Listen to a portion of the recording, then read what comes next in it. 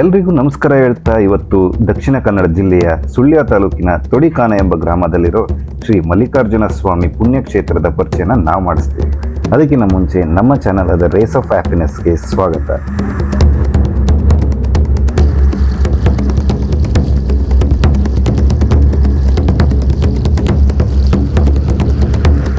ಯಾರೆಲ್ಲ ಸಬ್ಸ್ಕ್ರೈಬ್ ಆಗಿಲ್ಲ ಈ ಕೂಡಲೇ ಸಬ್ಸ್ಕ್ರೈಬ್ ಆಗಿ ಪಕ್ಕದಲ್ಲಿರೋ ಬೆಲ್ ಐಕನ್ನ ಕ್ಲಿಕ್ ಮಾಡಿ. ಮಡಿಕೇರಿಯಿಂದ ಸುಳ್ಯಗೆ ಹೋಗೋ ಸ್ಟೇಟ್ ಹೈವೇ ರೋಡಲ್ಲಿ ಎಡಕ್ಕೆ ಅರಂತೋಡು ಅನ್ನೋ ಗ್ರಾಮದಲ್ಲಿ ಆರ್ಚ್ ಸಿಗುತ್ತೆ. ಆ ಆರ್ಚಿಂದ 6 ಕಿಲೋಮೀಟರ್ ಹೋದರೆ ಶ್ರೀ ಮಲ್ಲಿಕಾರ್ಜುನ ಸ್ವಾಮಿ ದೇವಸ್ಥಾನ ಸಿಗುತ್ತೆ. ಇದು ಕುಕ್ಕೆ ಸುಬ್ರಹ್ಮಣ್ಯದಿಂದ 53 ಕಿಲೋಮೀಟರ್ ಹಾಗೂ ಮಡಿಕೇರಿಯಿಂದ 46 ಕಿಲೋಮೀಟರ್ ದೂರ ಇದೆ.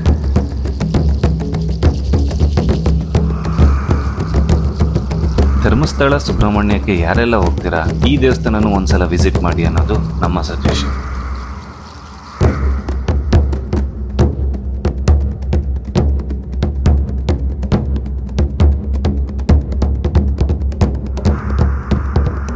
ಹಚ್ಚ ಹಸಿರಿನ ಪ್ರಕೃತಿಯ ನಡುವೆ ಬ್ರಹ್ಮ ವಿಷ್ಣು ಮಹೇಶ್ವರ ಮೂವರು ನೆಲೆಸಿರುವ ದೇವಸ್ಥಾನ ಇದು.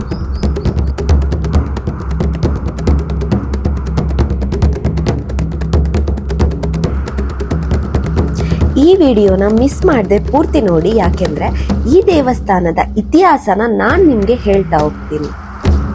ಈ ದೇವಸ್ಥಾನದ ಪಕ್ಕ ಪಾಯಸ್ವಿನಿ ಅಥವಾ ಚಂದ್ರಗಿರಿ ಅನ್ನೋ ನದಿ ಹರಿಯುತ್ತೆ.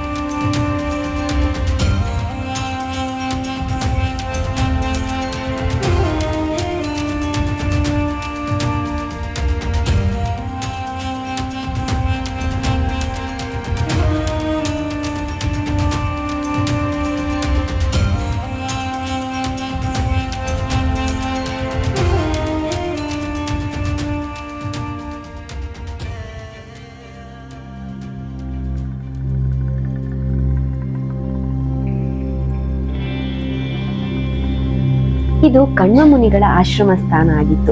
ಈ ಕಣ್ವಾಶ್ರಮದಲ್ಲಿ ಕಣ್ವ ಮುನಿಗಳು ಗುರುಕುಲ ಶಿಕ್ಷಣನ ನೀಡ್ತಾ ಇದ್ರು.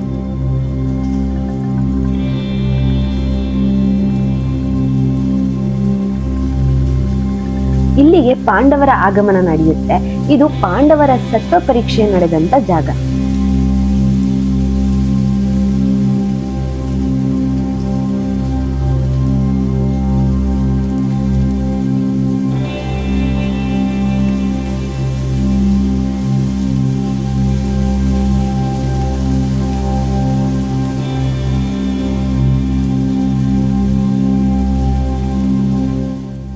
ಅರ್ಜುನ ಪಾಶುಪತಾಸ್ತ್ರ ಪಡೆಯೋದಕ್ಕೆ ಬಂದು ದೇವರ ಗುಂಡಿಯಲ್ಲಿ ತಪಸ್ ಮಾಡ್ತಾ ಇರ್ತಾನೆ. ಈ ದೇವರ ಗುಂಡಿ ಅನ್ನೋ ಜಲಪಾತ ಇರುವಂತದ್ದು ಮಲ್ಲಿಕಾರ್ಜುನ ಸ್ವಾಮಿ ದೇವಸ್ಥಾನದ 2.5 ಕಿಲೋಮೀಟರ್ ದೂರದಲ್ಲಿ. ಇಲ್ಲಿ ಮೂಕಾಸುರನೆಂಬ ಒಬ್ಬ ರಾಕ್ಷಸನಿಂದ ಮುನಿಗಳಿಗೆ ತೊಂದರೆ ಆಗ್ತಾ ಇರುತ್ತೆ. ಆಗ ಬೇಡರ ರೂಪದಲ್ಲಿದ್ದ ಶಿವ ಮತ್ತೆ ಅರ್ಜುನನಿಂದ ಆ ಮೂಕಾಸುರನ ವಧೆ ನಡೆಯುತ್ತೆ. ಬೇಡರ ರೂಪದಲ್ಲಿದ್ದ ಶಿವನಿಗೂ ಮತ್ತೆ ಅರ್ಜುನನಿಗೂ ನಂತರದಲ್ಲಿ ಯುದ್ಧ ನಡೆಯುತ್ತೆ. ಯುದ್ಧದಲ್ಲಿ ಅರ್ಜುನ ಸೋಲ್ತಾನೆ. ಆ ಸಂದರ್ಭದಲ್ಲಿ ಅರ್ಜುನ ತನ್ನ ಗಾಂಡೀವದಿಂದ ಶಿವನ ತಲೆಗೆ ಏಟನ್ನ ಕೊಡ್ತಾನೆ. ಅದರಿಂದ ಶಿವನ ತಲೆಯಲ್ಲಿ ರಕ್ತ ಸೋರುತ್ತೆ. ಆಗ ಪಾರ್ವತಿ ಆ ಗಾಯನ ತನ್ನ ಸೆರಗಿನಿಂದ ಒರೆಸ್ತಾಳೆ. ನಂತರ ಅರ್ಜುನನಿಗೆ ಬೇಡನ ರೂಪದಲ್ಲಿದ್ದು ಸಾಕ್ಷಾತ್ ಶಿವ ಅಂತ ಗೊತ್ತಾಗುತ್ತೆ. ಆಗ ಅರ್ಜುನ ಮರಳ ರೂಪದಲ್ಲಿರುವಂತ ಲಿಂಗಕ್ಕೆ ಪೂಜೆನ ಅರ್ಪಿಸ್ತಾನೆ. ಅರ್ಜುನನ ಭಕ್ತಿಗೆ ಮೆಚ್ಚಿ ಶಿವ ಪಾಶುಪತಾಸ್ತ್ರನ ಅನುಗ್ರಹಿಸ್ತಾನೆ. ಗಾಂಡೀವದ ಹೇಟನ್ನು ಹೊಂದಿರುವಂತ ಲಿಂಗದಲ್ಲಿ ಶಿವ ಐಕ್ಯ ಆಗ್ತಾನೆ.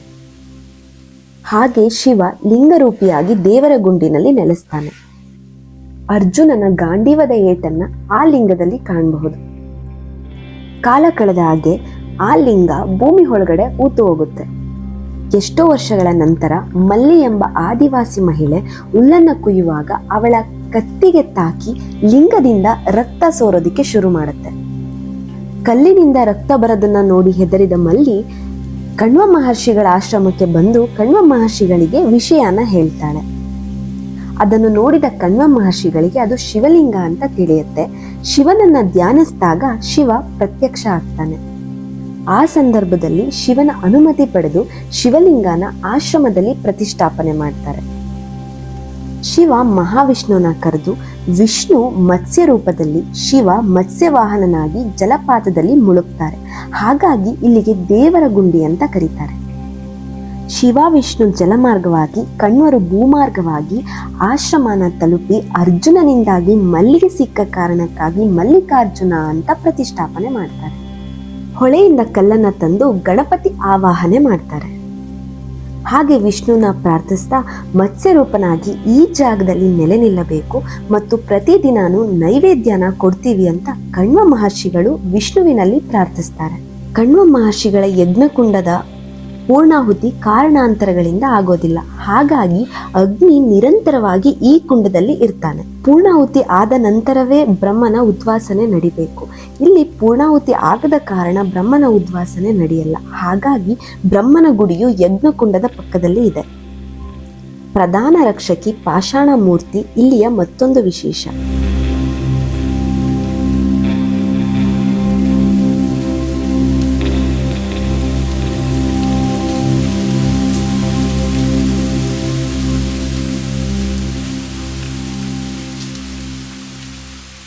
ಹೀಗೆ ಬ್ರಹ್ಮ, ವಿಷ್ಣು, ಮಹೇಶ್ವರ ಮೂವರು ನೆಲೆಸಿರುವಂತ ಅಪರೂಪದ ಕ್ಷೇತ್ರ ಈ ತೋಡಿಕಾನ.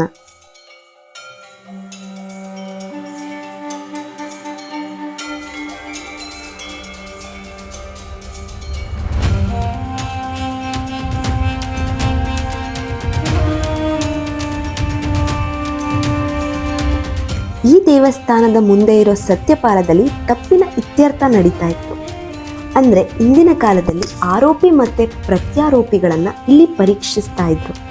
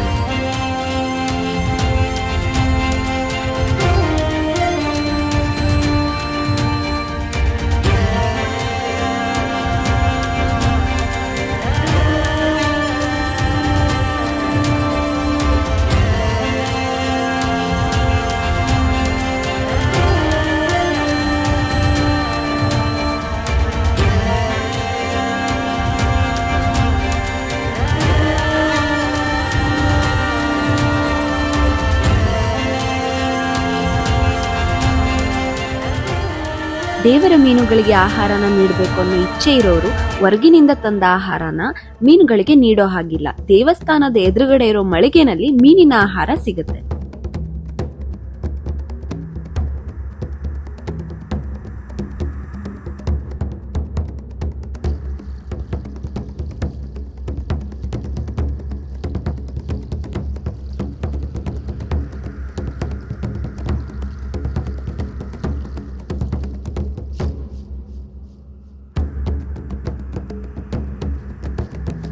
ಈ ಮತ್ಸ್ಯಗಳ ವಿಶೇಷ ಏನಂದ್ರೆ, ಮನುಷ್ಯರಿಗೆ ಚರ್ಮದ ಕಾಯಿಲೆ ಬಂದ್ರೆ ಈ ಮೀನುಗಳಿಗೆ ಆಹಾರ ಆಗ್ತೀವಿ ಅಂತ ಪ್ರಾರ್ಥನೆ ಮಾಡಿದ್ರೆ ಪರಿಹಾರ ಆಗುತ್ತೆ ಅನ್ನೋದು ಇಲ್ಲಿನ ನಂಬಿಕೆ.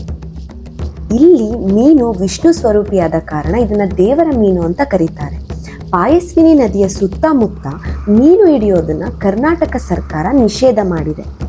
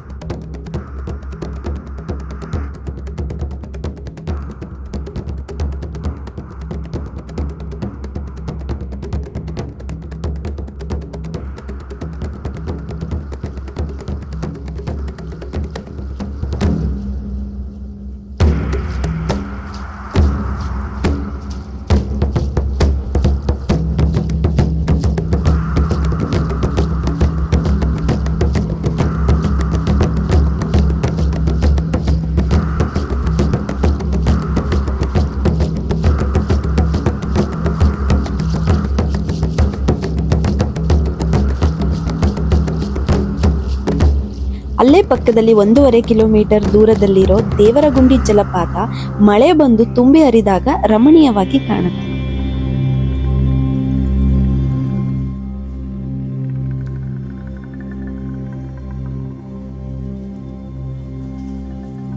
ಈ ದೇವಸ್ಥಾನದಲ್ಲಿ ಪ್ರತಿನಿತ್ಯ ಮಧ್ಯಾಹ್ನ ಭಕ್ತಾದಿಗಳಿಗೆ ಅನ್ನದಾಸೋಹ ಇರುತ್ತೆ.